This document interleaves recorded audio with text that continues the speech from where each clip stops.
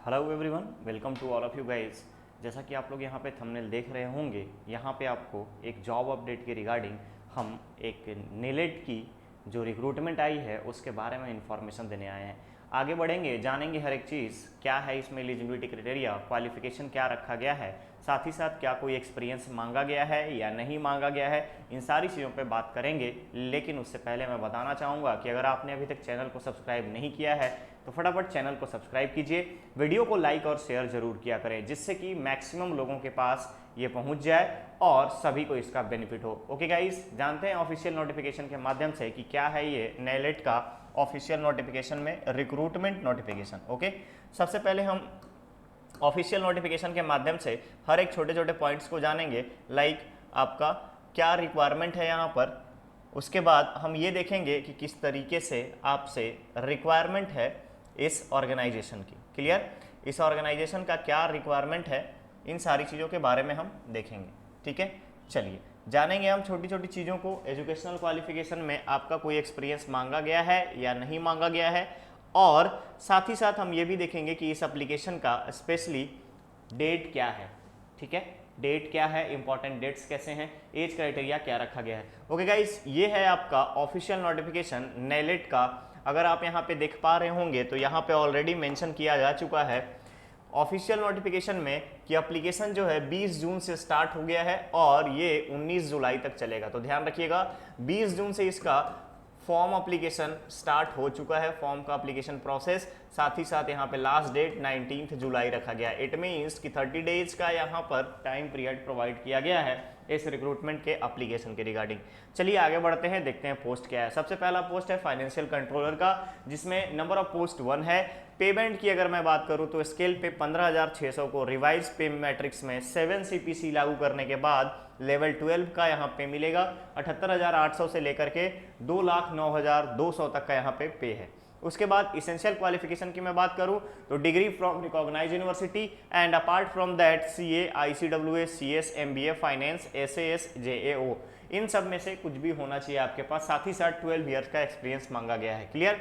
Total as की अगर मैं बात करूं तो एज यहाँ पे 50 ईयर्स का रखा गया है। और सिलेक्शन क्या होगा इनका, तो सिलेक्शन का प्रोसीजर होगा ओनली इंटरव्यू।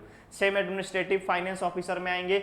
सेम पे बैंड की अगर मैं बात करूं तो CPC यहाँ पे 67,000 से लेकर के 2,08,700 तक का है। अगेन यहाँ पे एक्सपीरियंस मांगा गया है। साथ ही साथ पोस्ट ग्रेजुएट किसी भी डिसिप्लिन में हो, और अगर आपने MBA कर रखा है तो अप्लाई कर सकते हैं।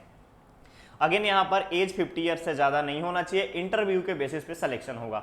नेक्स्ट आता है सीनियर फाइनेंस ऑफिसर का। सीनियर फाइनेंस ऑफिसर की अगर मैं बात करूं तो इसका भी CPC आपका 7 CPC में अगर मैं बात करूं तो लेवल 11 का पे स्केल है, जिसमें 67,700 से लेकर के 2,08,700 का यहाँ पे दिया जाएगा। इसेंशियल क्वालिफिकेशन में चार्टेड अकाउंटेंट मांगा गया है। साथ ही साथ अगर आपका चार्टेड अकाउंटेंट नहीं है तो ग्रेजुएट होना चाहिए कॉमर्स में, और 6 इयर्स का एक्सपीरियंस होना चाहिए रिस्पॉन्सिबल पोजीशन पे। क्लियर। सिलेक्शन क्या होगा, इंटरव्यू के बेसिस पर होगा। अपर एज यहाँ भी 50 ईयर्स रखा गया है। नेक्स्ट पोस्ट है फाइनेंस डायरेक्टर का। यहाँ भी एप्लीकेशन में अगर आप देखोगे तो क्वालिफिकेशन मेंशन किया गया पोस्ट ग्रेजुएट, साथ ही साथ MBA in finance. Clear. Interview के बेसिस पे सिलेक्शन होगा। अपर एज 40 ईयर्स।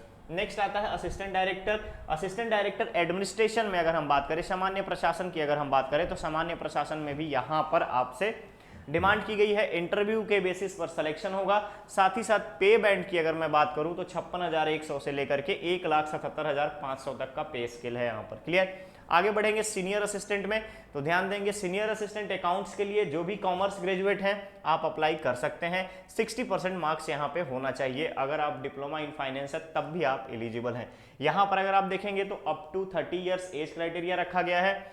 रिटेन टेस्ट के बेसिस पे सिलेक्शन होगा। नेक्स्ट आता है असिस्टेंट। असिस्टेंट की अगर मैं बात करूं तो असिस्टेंट के लिए देखेंगे फर्स्ट क्लास ग्रेजुएट होना चाहिए। साथ ही साथ कंप्यूटर नॉलेज होना चाहिए। प्रेफरेबली किसको प्रेफरेंस किया जाएगा, नेलेट का CCC और हायर सर्टिफिकेशन। मिनिमम 1 ईयर का एक्सपीरियंस होना चाहिए रिलेवेंट फील्ड में।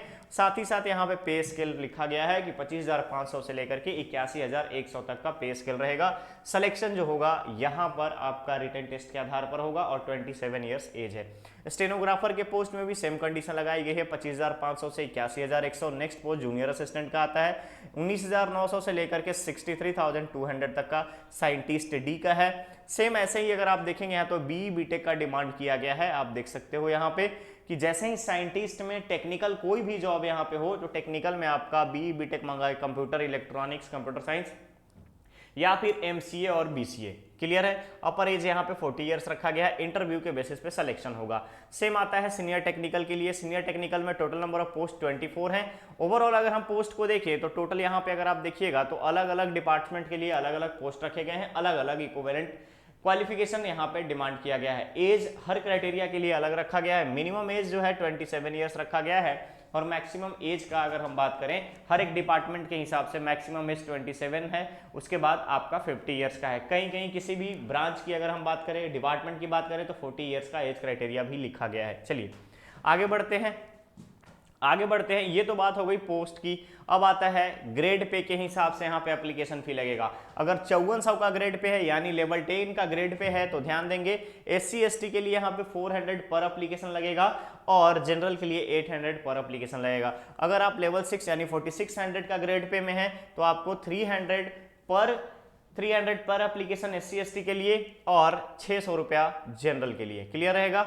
चलिए आगे जाते हैं हम यहाँ पे किस तरीके से पोस्ट में रहेगा, टाई अप रूल्स को किस तरीके से बनाया जाएगा, टाई अप अगर होता है किसी के मार्क्स में तो किस तरीके से उसको वरीयता दी जाएगी, इन सारी चीज़ों के बारे में आपको पॉइंट बाय पॉइंट यहाँ पे मेंशन कर दिया गया है। तो अब तो हमारे लिए जो इंपॉर्टेंट था वो था एज क्राइटेरिया, एजुकेशनल क्वालिफिकेशन, साथ ही साथ इंपॉर्टेंट डेट्स और हमें पैसे कितने मिलने वाले हैं, एप्लीकेशन फी हमारा क्या लगेगा। ओके गाइस, ये थी आज की नेलेट की रिक्रूटमेंट नोटिफिकेशन के बारे में अपडेट। बहुत ही जल्द हम मिलने वाले हैं एक नए अपडेट के साथ। बने रहिए हमारे चैनल पे, चैनल को सब्सक्राइब करना ना भूलें, साथ ही साथ वीडियो को लाइक शेयर जरूर करें, वीडियो पे कमेंट भी करें, जिससे कि हमें पता चले कि आप लोग और किस टाइप के जॉब अपडेट के लिए इच्छुक हैं, यानी कि आप लोग किस चीज़ के जॉब में इंटरेस्टेड है, चाहे वो पब्लिक सेक्टर का हो, गवर्नमेंट, नॉन टेक्निकल, टेक्निकल, किसी भी प्रकार का अगर आपका जॉब हो तो भी आप यहाँ पे, या फिर कॉन्ट्रैक्चुअल पोजीशन किसी भी तरीके का जॉब के लिए अगर आप यहाँ पे प्रिपरेशन कर रहे हैं, किसी भी चीज़ की तैयारी कर रहे हैं तो आप हमें बता सकते हैं, हम उसके अकॉर्डिंग आपके लिए प्लान करेंगे। ओके गाइज, ठीक है, फिर मिलेंगे बहुत ही जल्द नेक्स्ट अपडेट के साथ। Thank you so much.